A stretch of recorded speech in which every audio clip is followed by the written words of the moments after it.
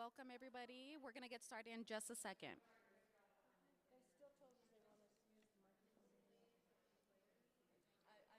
was like, that's why they don't give me a mic. I'm like, MJ, you don't even need one. You're on the front lines. If you push it all the way.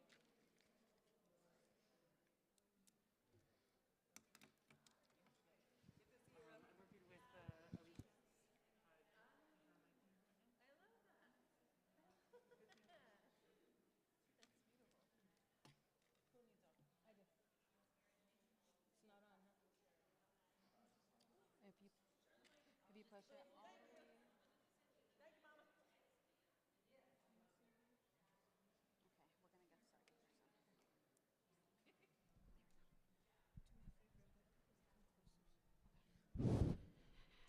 If everyone could come a little bit closer to the front, please. Thank you. Bring it in, everybody. Yes, Fam in welcome. here. Welcome. Don't be shy, y'all. Look We at all these promise we beautiful won't hurt people. you. Come on in, beautiful people. Don't be shy. Come on in. Have a seat. Okay. It looks like we're settling down. Hello. Hi. Hey, look who's here. Okay, you all ready? I'm get started. Good afternoon, everyone, and thank you so much for being here. My name is Natalie Sandoval, and I am the Opioid Response Program Coordinator with the Colorado Attorney General's Office. I just want to say thank you again for being here. We have our lovely community partners here, and we're so excited to hear their voices. Again, I am so excited and honored to be facilitating this session. Like many of you, this work is very personal to me. I have loved ones whose lives have been touched by substance use, some who are no longer with us, and some who are just battling through their journey. And I say battling with love and filled with heart. We're here to talk about peer coaching and harm reduction in communities of color. But more than that, we're here to honor the lived experiences, cultural wisdom, and resilience that make this work possible. We know that communities of color have been long disproportionately impacted by substance use, criminalization, and limited access to care. Yet, these same communities are also home to deep traditions of healing, care, and collective support. Without further ado, I'll let our fabulous panelists introduce themselves, and we'll go into questions. Go ahead, Rika. You first.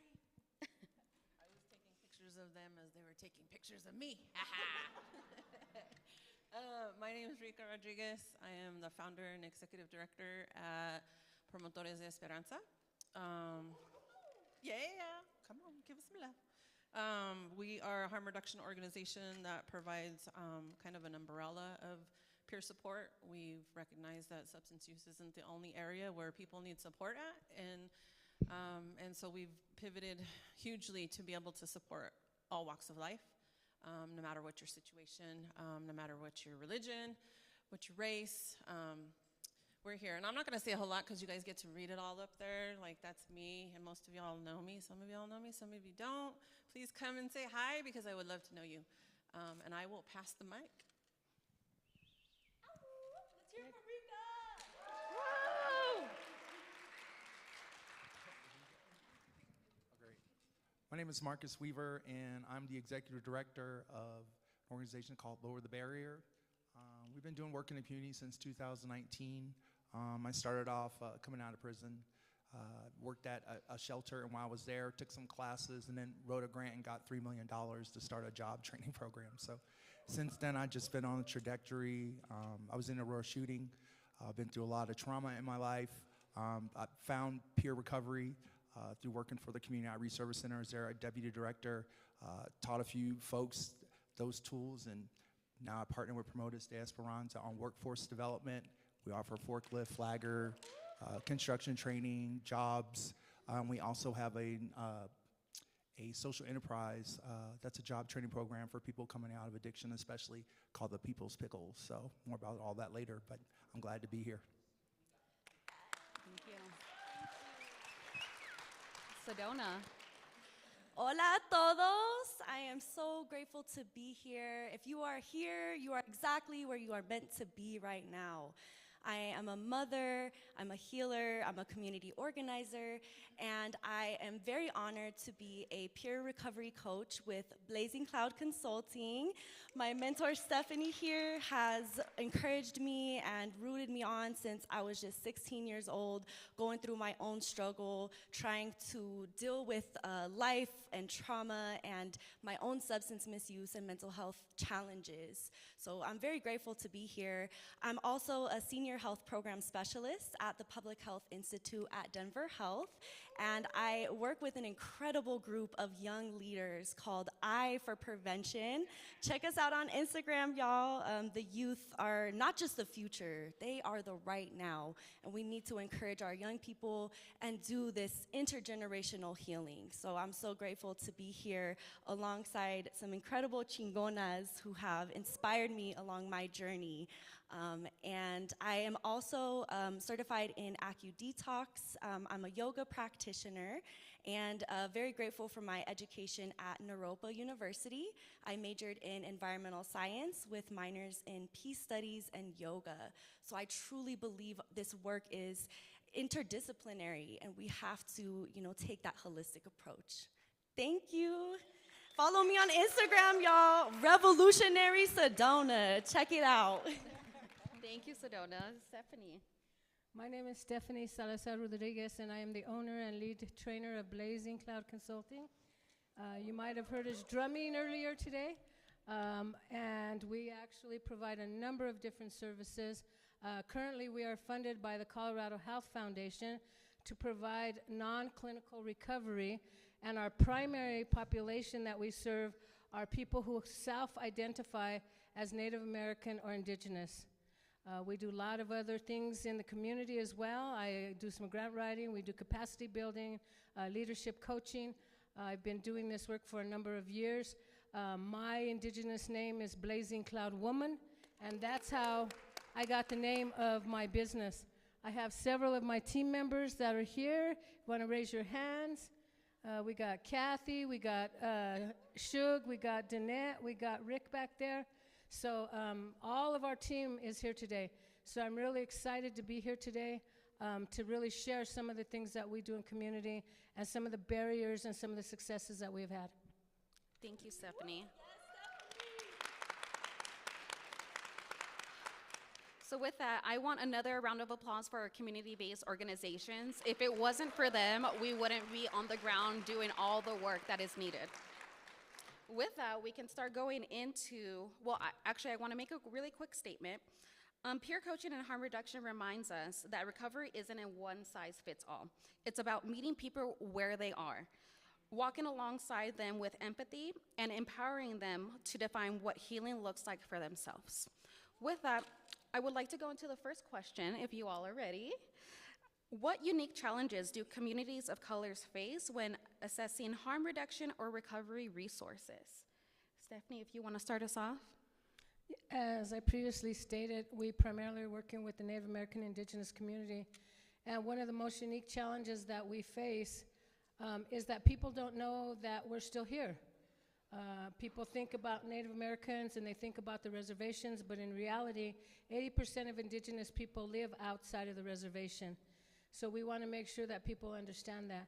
And as a result of that, one of the other challenges is that we do not have very many services that are available to people that are culturally appropriate, that are culturally relevant.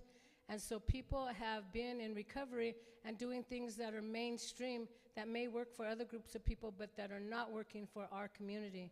So that is why we are so happy to be doing the non-clinical recovery services in the community.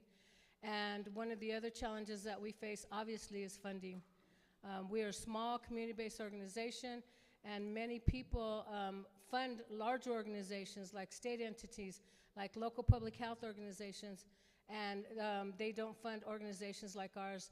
And so we really want to encourage people, as you're moving forward and you think about where your dollars are going, we really would like for you to walk the walk and try to help the communities that need the services so greatly, and think about communities of color, and especially like the Indigenous and Native American community. Thank you, Stephanie.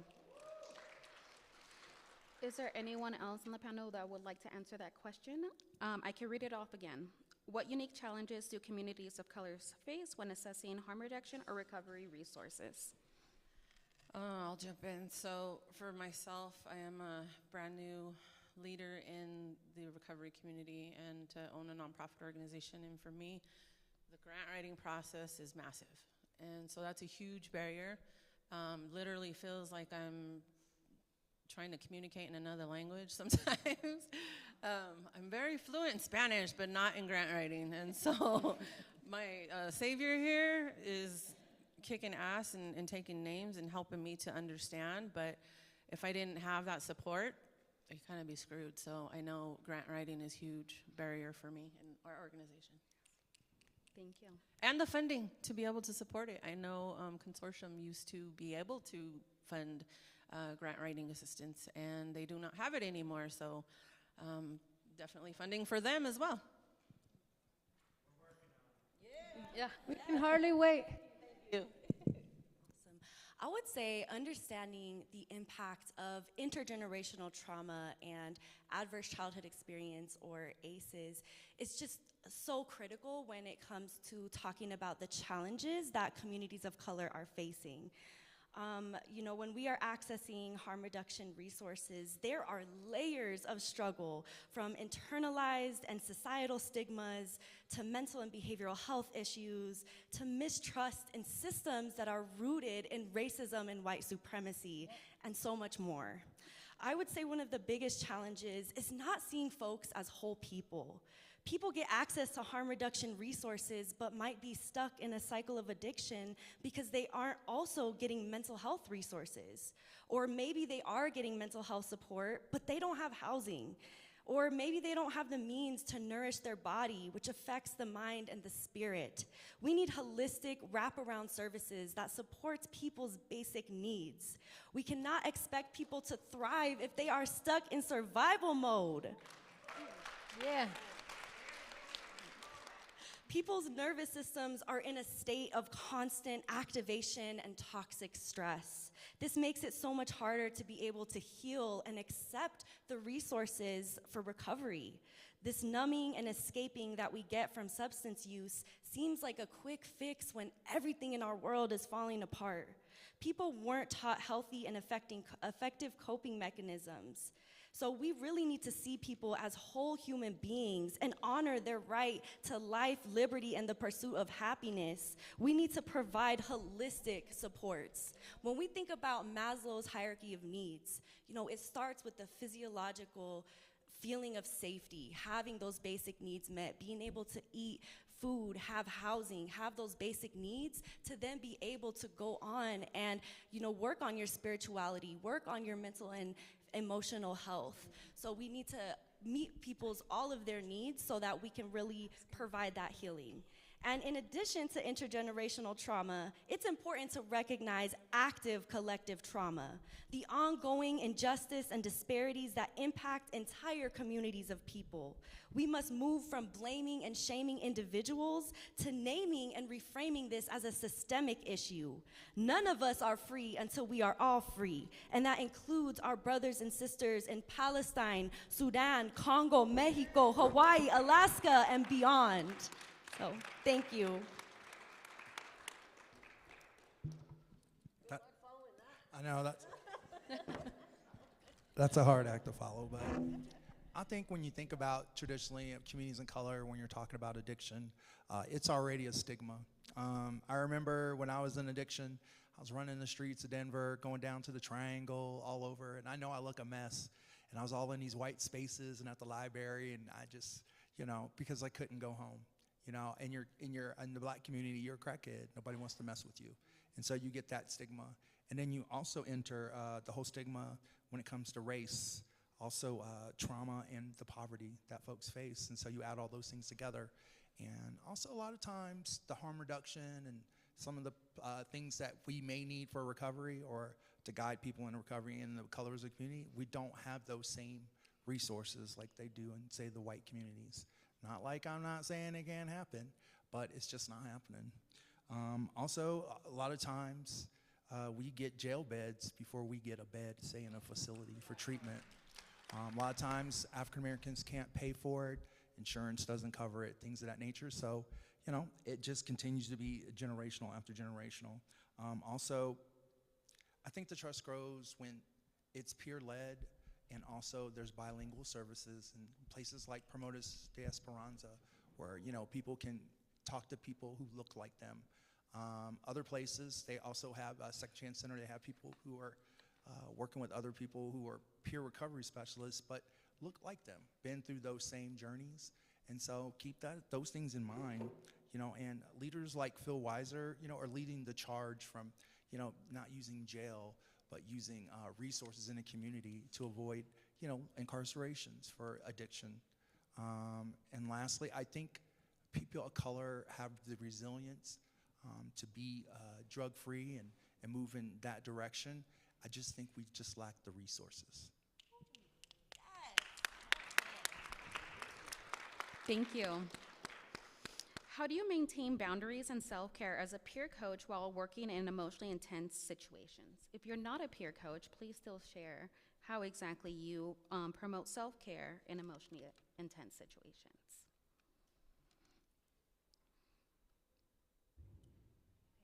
I can dive in here, and I'm gonna do a little bit of storytelling just to set some context. So I've been doing peer recovery coaching and have made so many incredible connections and relationships. And oftentimes when you're in this role, you wanna help those closest to you. So of course, one of my best friends, I was there for her, providing that peer support. And I'll never forget the day, 2 years ago in October, on Friday the 13th, my best friend was throwing a party, but it was really a cry for help in disguise. As soon as I parked my whip, my stomach dropped and I had a weird feeling, a premonition something bad was gonna happen. I literally ran up to her complex. I opened the door and I found my best friend unconscious on the floor. Another friend was there trying to help and had already contacted 911, who was on their way. I immediately pulled out my Narcan and I started giving her rescue breaths. She came to after a few minutes, but was on a cocktail of drugs, so she dozed out again. But she was breathing steadily now, so I could also breathe with her. I spoke love and affirmations in her ear as she was loaded into the ambulance. I drove alongside her, and as we pulled up to the hospital I was born at, I stayed by her side to make sure she was safe. This was her second overdose, which increases the risk of overdosing again. My heart hurts to see such a beautiful being of light, someone as sweet as candy, battling demons no one could see. After hours at the hospital, I went home and I cried. Our bodies keep the score, and we hold our issues in our tissues, y'all. We must be willing to release in order to deal and to heal. After I transmuted my emotions through tears, I shook out my body. So just go ahead and do it with me. Shake out a hand. Just go ahead and shake it out. Shake out the legs. Y'all, I jumped. Let's go ahead and stand up and jump. Shake it out, okay? This is nervous system regulation. This is how our bodies detox. This is how we release the trauma and the activation when we are in these intense situations. And this is what we go through as peer recovery coaches. We go from saving a life to hearing a mother cry to being there for your best friend or for your brother, for your mother. You never know. And so to be able to hold that space, we have to release. And so after I did some of those practices, I also did a yoga flow, one that was a hip opener, because we hold a lot of our emotions within our hips. And so to be able to move through yoga, through meditation and pranayama or breath work, these are essential grounding practices for me to be able to continue to do my heart's work and to show up. And I encourage you all to find your own practices as well. And a lot of the things I do to help me stay grounded are rooted in my ancestral practices. So it's also important to talk about decolonizing, reclaiming our indigeneity, understanding the roots of these practices and how they help us heal. And another thing around setting boundaries, sometimes we have to love people from a distance. And it's so hard when it's the people you love who are going through this struggle, but you have to just remind them you'll always be there with love and with compassion, but sometimes we do need that space to let them make that choice for themselves, because we cannot force recovery onto anyone. We can only provide our love and our resources.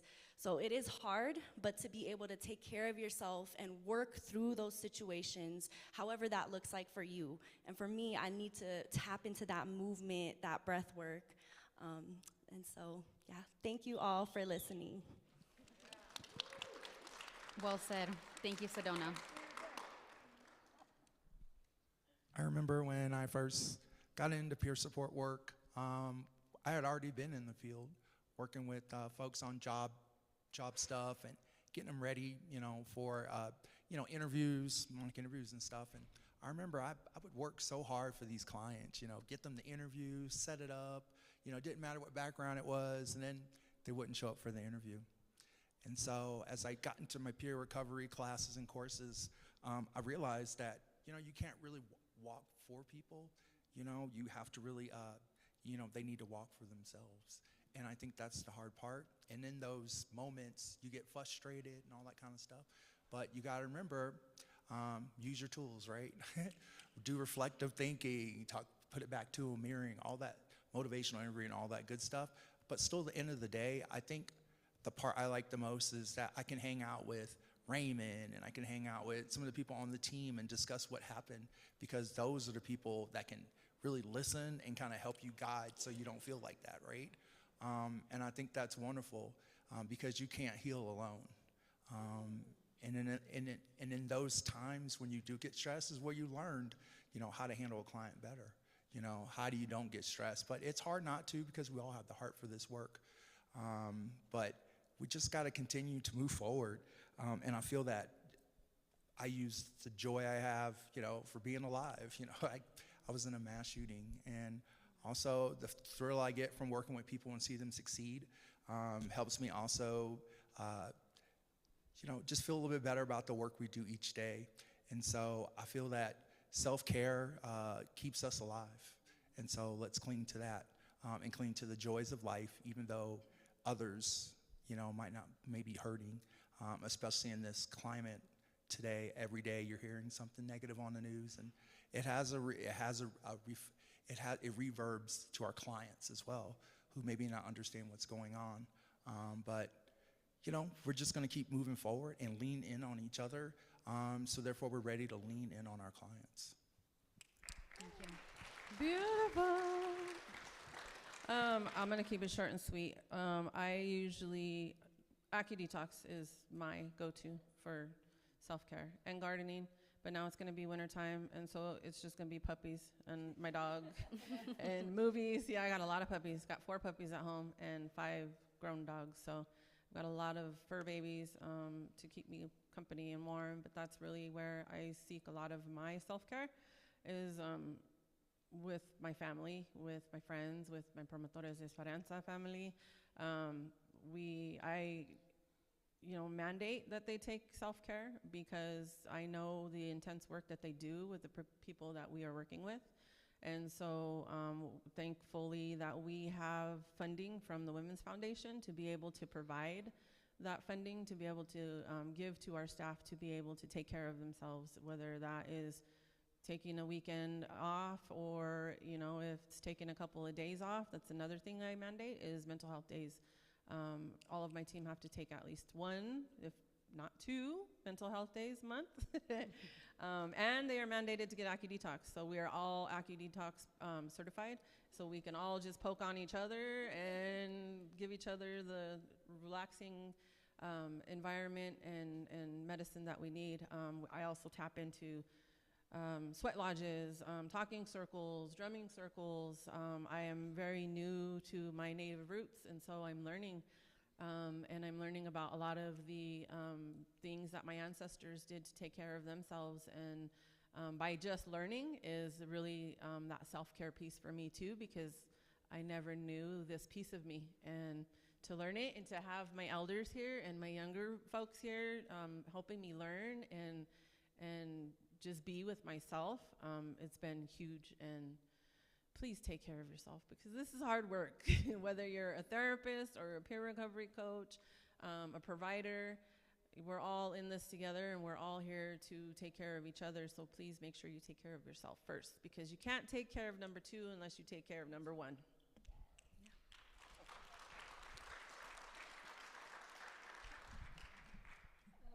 I've been working in community for, is it?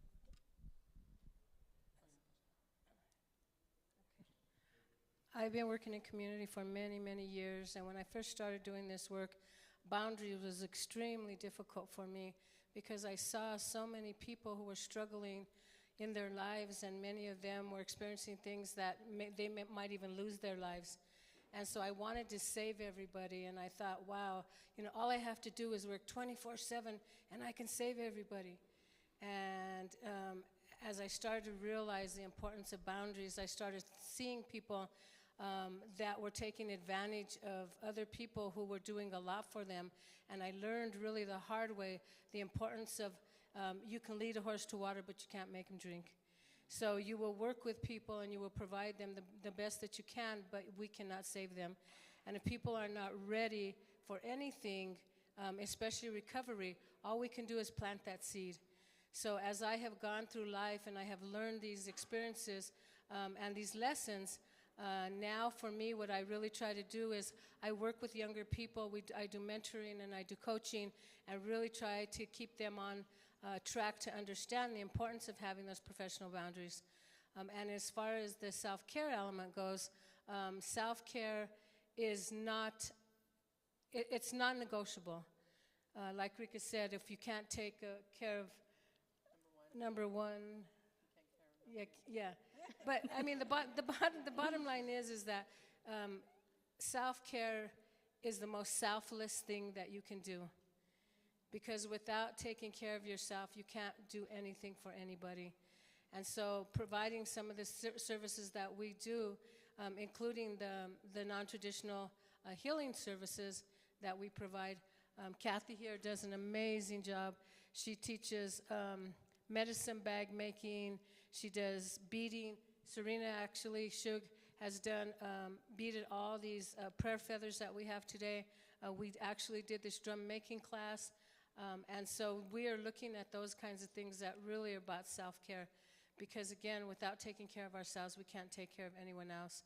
So for me, I try to make sure that people understand that and know how important that is. And then also partnering with Rika, have that opportunity to have the AccuDetox and to do some of the other things that we're doing in community, to know that, we are valuable, we are precious, and we need to take care of ourselves, again, before we can take care of anyone else. Thank you. So we're quickly coming towards time. So as we mentioned, there's a lot that goes into this type of work. It is very, I'm sorry, I lost my word. It is more of powerful type of work that we're doing here, right? And it's very intense and emotional situations. So with that, I think I want to close off with this final question, also keeping in mind that in this work there is a lot of stigmatizing language, and we also want to make sure that we're not using any stigmatizing language for those that are on their path. So with that, what message would you share with someone who's just beginning their recovery journey or entering this work for the first time? Stephanie, I'll start with you. Okay. I think what I would tell people is that we need to take it one day, sometimes 1 minute at a time, and to really give yourself some grace and to know that what you're doing is amazing and to know that there's a possibility. As I've been talking about Kathy, she's been in full recovery. 38 years? 39 years. And so to know that we have hope and to never feel hopeless or helpless.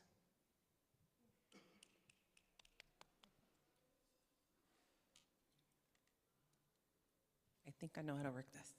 Okay. So what I encourage people when they're coming into this work is, of course, self-care, first and foremost. But I think secondly is to learn to develop healthy boundaries. Because if you don't develop healthy boundaries from the very beginning, you can find yourself in some very trying situations, some very emotional situations, and some situations that you could have avoided if you would have just set that boundary in the very first place, saving a lot of time and effort and energy. And then I think the other thing I would tell people is don't think you have all the answers, because none of us do. I've been doing peer recovery work for a number of years, and I still run into situations where I have no clue, and I'm like, I'll figure it out, and let me get back to you. But just be straight up with, whoever you're working with your person, and allow them to, know a little bit of your vulnerability also, and in that you don't have all the answers. But just, giving them the support that you'll figure it out together. So Angela Davis says, you have to act as if it were possible to radically change the world, and you have to do it every day. So I encourage us all to do that. And she also says radical simply means grasping things at the root. So let us get to that root cause and work towards liberation, towards healing as a collective. I think it is so important that we don't see this as an individual issue, but a collective issue, that we all need to heal, we all need to be here for each other. And for those who are entering into their recovery journey, I want y'all to know that you are the universe in ecstatic motion, and you have this light within you that can never be dimmed, no matter how much darkness you've had to overcome.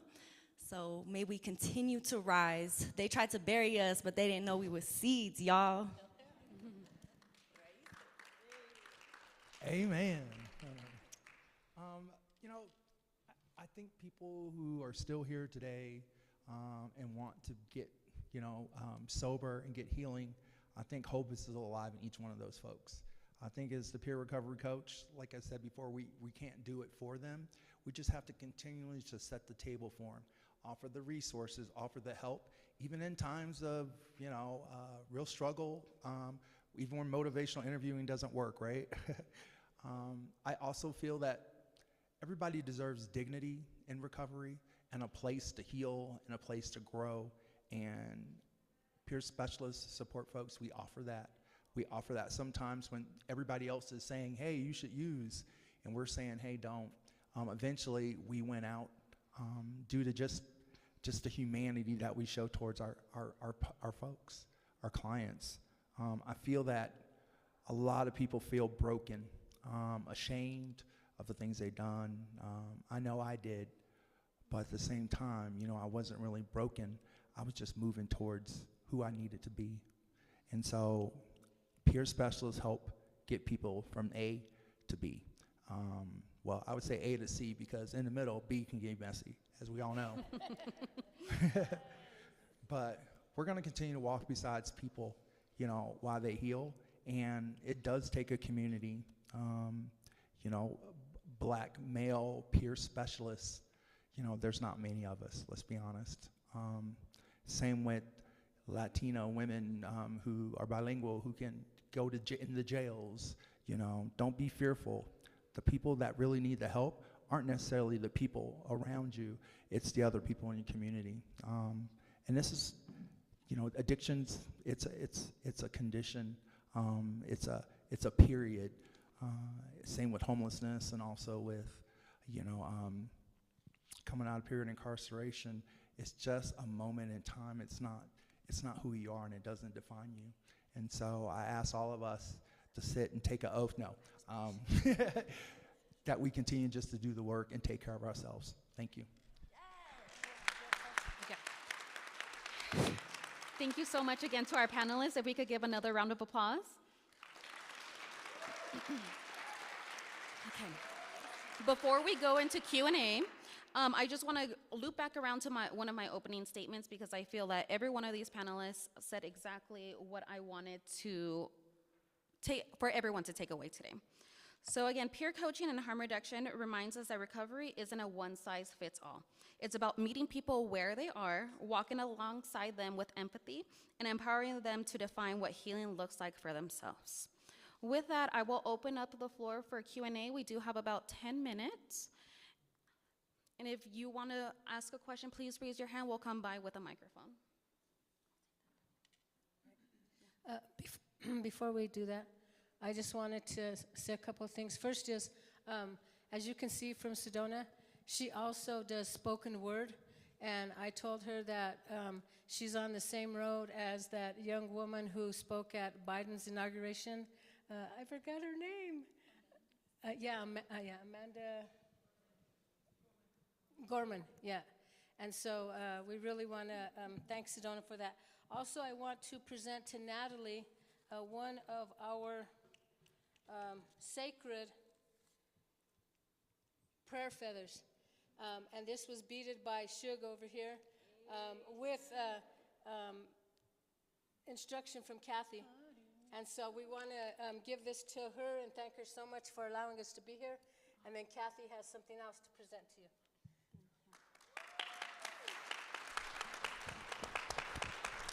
Thank you, Natalie, for always being a leader for all of our communities. We really appreciate you, your heart, your desire, and your compassion.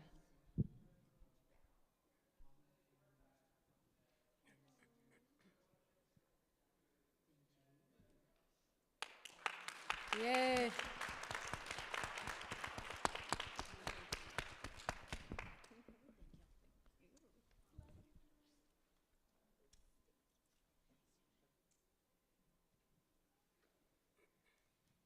All right, any questions, comments? Don't be shy, y'all. Dying. Oh, thank you, cousin. I don't think we have any questions or comments. All right, here. I'll run it to you myself, Georgia.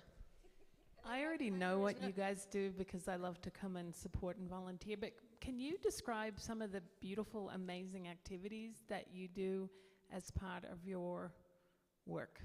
I can say. Something that we've been doing for a couple of years is we have community healing events. We just did one in August that was a Warrior Women's Healing event, and we kept it very intimate at about 50 women, and we provide a number of different services there, including massage therapy, acu-detox, facials, shamanic healing with healing oils. We also had a somatic healer at one of the other events. We had a big event in April. We had over 300 people there, and so we just really want to bring some of these services to community where people cannot afford these. We also do some drumming stuff, and so we want to take these activities to people who may not, actually we even had free dental services, and we had clothing, and we had food, and so we just do these types of events to community to let them know they're not alone, and also to provide resources that they normally would not have. So a lot of the work that we historically have done is outreach events, so pop-ups around the city, everywhere, no matter where we're at, events, big events, little events, no events. But now that we have an office space, we're offering a lot more services out of our office space. So we have acu-detox. We're open from Monday through Friday from 10 o'clock to 6 in the evening. And then we have some support groups that are going on in the evenings. Also, we have art therapy group, which MJ runs. We also have CARE, Colorado Artists in Recovery, coming in and providing services. We have some HIV testing. We have Workforce Wednesday, which Marcus and Raymond Johnson have headed up.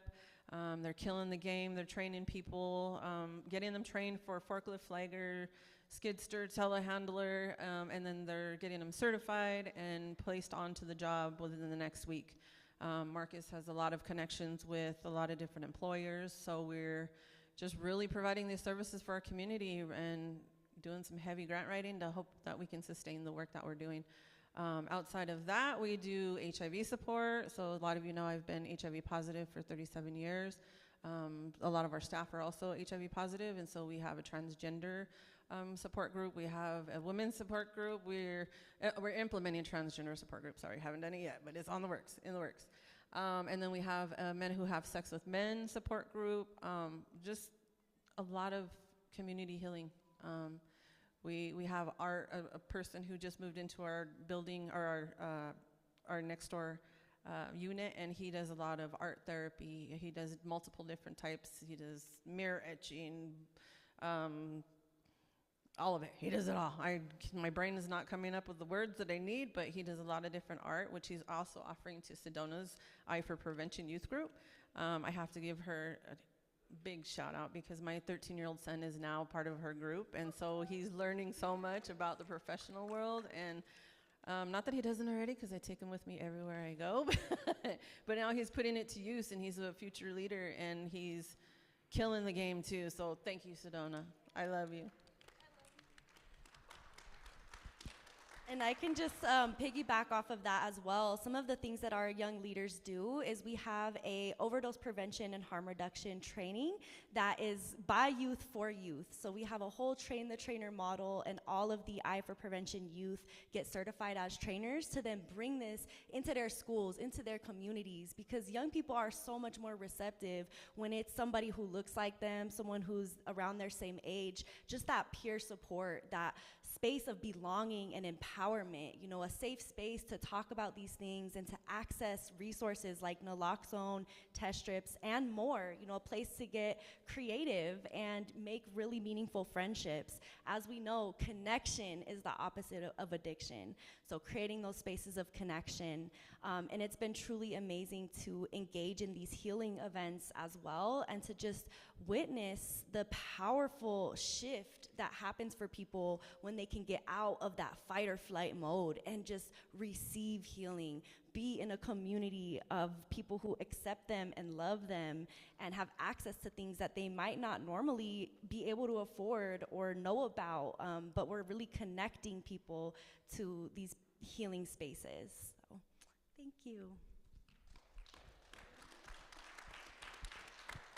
So energetic, this one over here.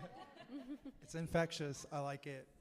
You know, when I got out of trouble in 2008, you know, I was at a shelter, and then I became the manager of that shelter. Worked at job training programs, worked at the coalition, then worked with some peer recovery houses, or what are they called? Social, what are they called? Sober living communities. And so through that journey this past year, what we did was, instead of worrying about getting in the safe way with the pickles, because we do have an opportunity to get in, but it takes a lot of work and money, we had to repivot. We decided that when we start working with Promoters de Esperanza, we saw that people needed that job training who were coming out of addiction, coming out of those halfway houses, and we needed to double down on those things, but also offer housing. And so we created an avenue called workforce housing. We have 2 locations. We just opened up both houses in September. We're halfway full on both, and it's been going great. It's basically, it's not clinical unless they need it. We can always outsource for that. It's more working with them on behaviors that get in the way of their own success. So self-sabotage mode, like me. And so it's pretty much modeled to where they get that job training, they get one of the courses or a couple courses. We find them a job in less than 30 days, and then for 5 months we're saving money. They're getting a house. You know, they're getting more treatment if they need it. You know, they're meeting with me, case manager, who, you know, has tons of resources and always ready to turn them back the other way when they're in the wrong direction. And, you know, we're interested in doing more of that work. Also, the guys in the house work in the pickle company, and so therefore they go out to the markets and sell the pickles, and they also make them. And like I said, we have opportunities to be in more places and more stores, but, you know, my dreams ain't as big as my wallet sometimes, but those are the kind of things we do. And partnering with Promotores and, you know, and Phil Weiser, working with him on new workforce things that combine mental health, getting people stable, but with that housing, but also making sure they're working, especially able-bodied folks. So those are things we do for fun, right? So, but yeah, the work never ends, but the options can be endless if you know your resources.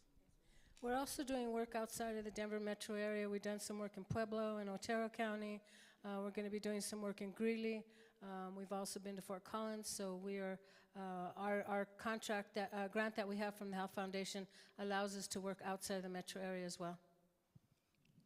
Awesome. Thank you all so much. Another round of applause for our panelists. As we close, I want to thank each and every one of you for showing up, not just for your time, but for your commitment, your voice, and your lived experience. The strength of this work lives in stories we share, the trust we build, and the compassion we carry forward. Regional opioid abatement councils, tap into your community-based organizations. Again, this is Stephanie, Rika, Sedona, and Marcus. Thank you so much for joining us today, and thank you for the conversation. We're so grateful to have every one of you in this room today. Thank you. ¡Viva la revolución!